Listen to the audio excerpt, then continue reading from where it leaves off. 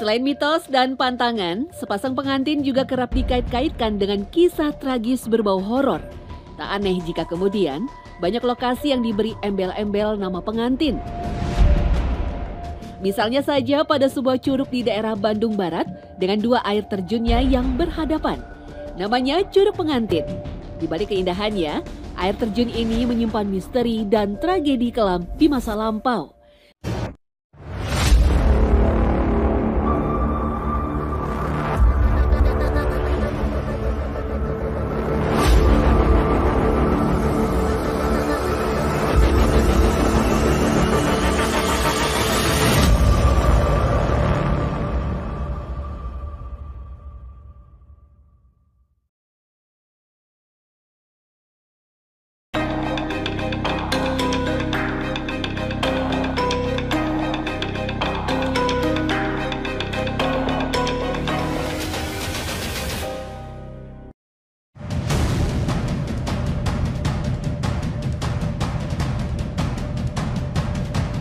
Belum lama ini, warga 62 digegerkan dengan viralnya kisah seorang pengantin wanita di Bogor yang raib sehari setelah akad nikah.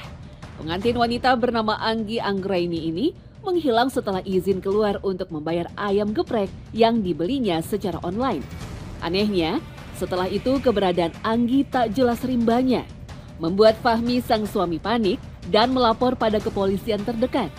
Usut punya usut, ternyata Anggi sengaja menghilang demi menemui mantan pacarnya di Jakarta.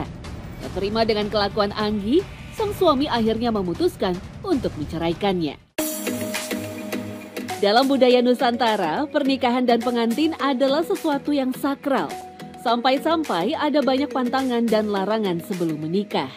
Mulai dari berkendara seorang diri, melakukan perjalanan jauh, sampai larangan saling berjumpa dengan pasangan. Hayo, siapa yang masih percaya?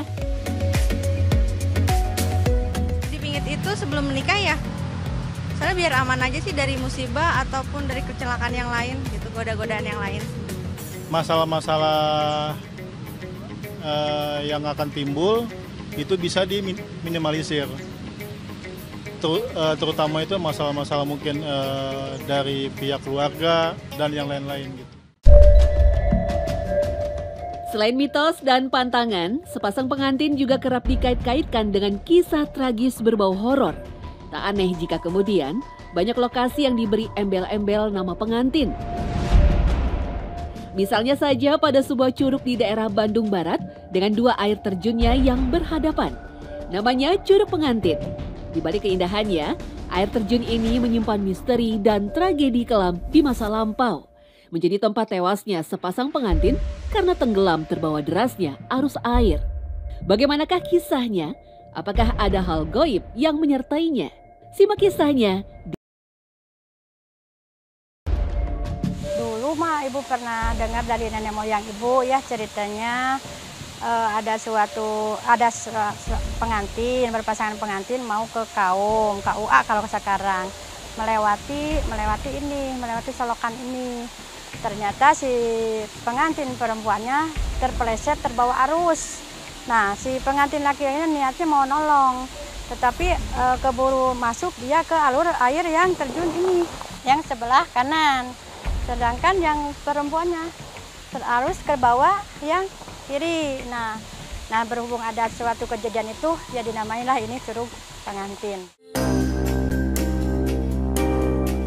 Penyebab tewasnya sepasang pengantin di curug setinggi 50 meter ini ada beberapa versi.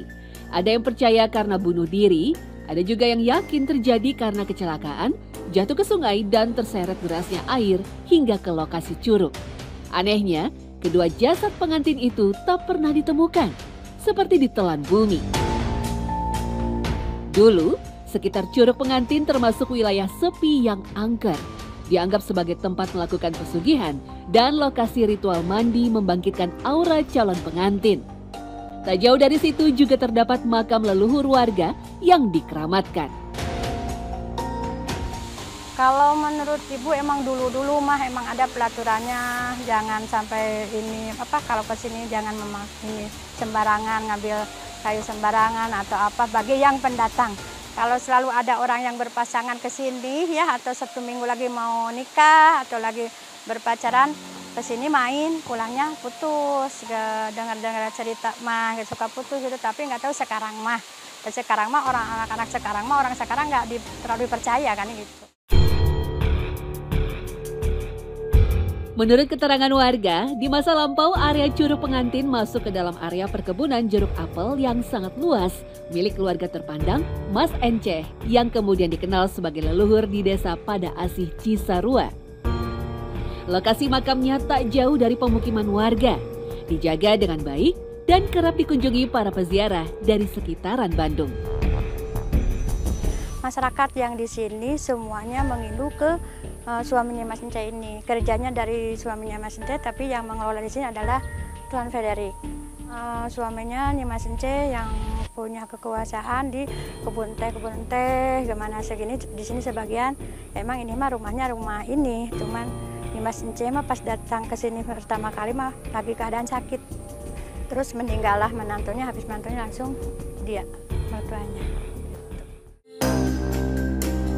Sebagai keturunan dari juru kunci di Curug Pengantin, Sukaimi kerap mengalami hal-hal aneh di luar nalar manusia. Ia bahkan pernah diberi pertanda lewat mimpi, diperintahkan jadi perantara bagi leluhur Curug atau Mas Enceh. Sulit dipercaya memang, namun Sukaimi menerima tugas tersebut dengan penuh rasa tanggung jawab demi menjaga kelestarian Curug Pengantin. Alhamdulillah ibu dapat dimimpi, dikasih tahu sama leluhur ibu. Ibu mimpi harus terjun ke sini, harus menyelamatkan seseorang di sini, tapi itu bukan manusia biasa tampaknya. Tapi itu gaib ya, ibu jalani alhamdulillah, tapi itu alur mimpi ibu ya, harus karena ibu harus nolong ibu gitu, ibu harus ditolongnya ke ibu gitu. Dengan pelantara ibu nolong ke sini, insya Allah dia bisa bebas dari keluarga. Keanehan demi keanehan Curug Pengantin selalu membuat warga penasaran. Sebagaimana yang dialami Ganda ketika melihat penampakan seekor buaya putih berukuran 4 meter yang berenang membelah sungai di dekat curug di malam hari. Ganda menyaksikan fenomena itu tidak sendiri. Orang yang diantaranya ke curug juga ikut menyaksikan. Waktu itu nganterin orang yang mau istilahnya mau bertapa di situ.